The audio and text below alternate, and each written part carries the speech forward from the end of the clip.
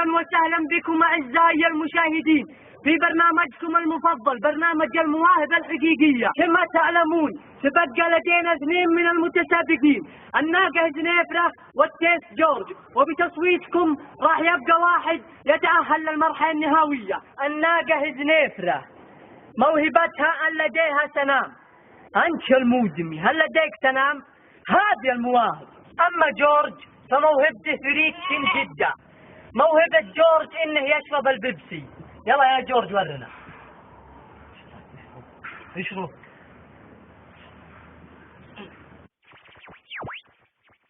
جورج تحت الموهبة فريكة. المنافسة بعد عم بتزيد، حلم الفوز قرب يصير حقيقة وبيبقى تصويتكم هو الحكم. كن أنت الحكم وصوت المتسابق المفضل. كن أنت الحكم. يا أخي ما بيكون حكم. كن أنت الحكم. أنت الحكم. ما أبي افهم. أنت الحكم. ما أبي أصير حكم. أنا عن نفسي يومي جدا يكون جمهور. أشوف برنامجكم من البداية للنهاية. لزوم نبلغ الشيخ بالسالفة. بعدين تعال فيها وش قصتكم كل شوي مرزقين في البرامج؟ كن أنت حكم كن أنت حكم. ولا التحكيم دول يتراجعوا شو يسوون؟ يبعون جيح مثلا. أجارة يا ناس إذا بغيتوا تنصبون على العالم انصبوا عليهم نصب احترافي صح. أما سالفة تكون أنت الحكم وفوز وتسابق، لا يا حبيبي هذه ما تمشي علينا.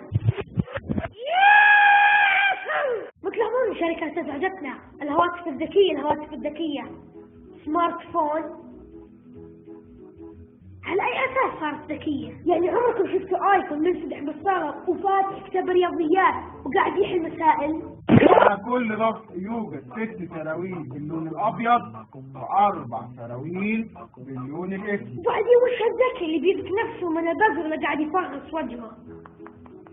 ما عليك سموه هاتف تاتش أو أبو شاشة كبيرة، أما الذكي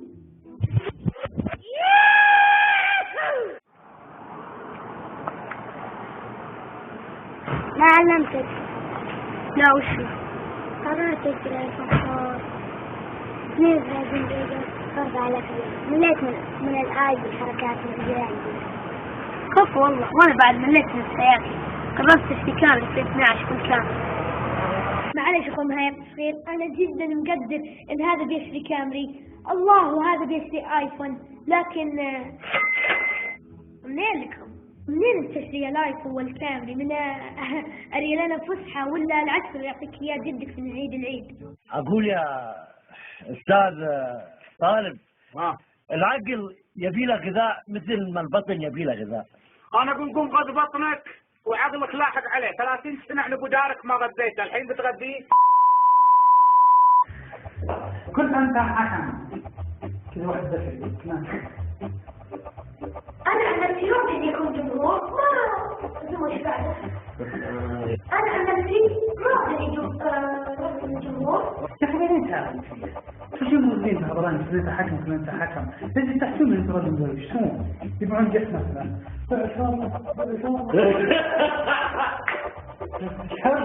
تبدأ ما الحكم جميع.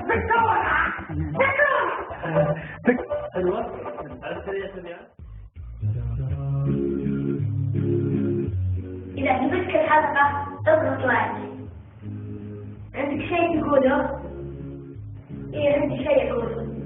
إذا عجبتك الحلقة تضغط سبسكرايب. وأنت؟ إيه عندي شيء. إذا عجبتك الحلقة مفضلة وشيء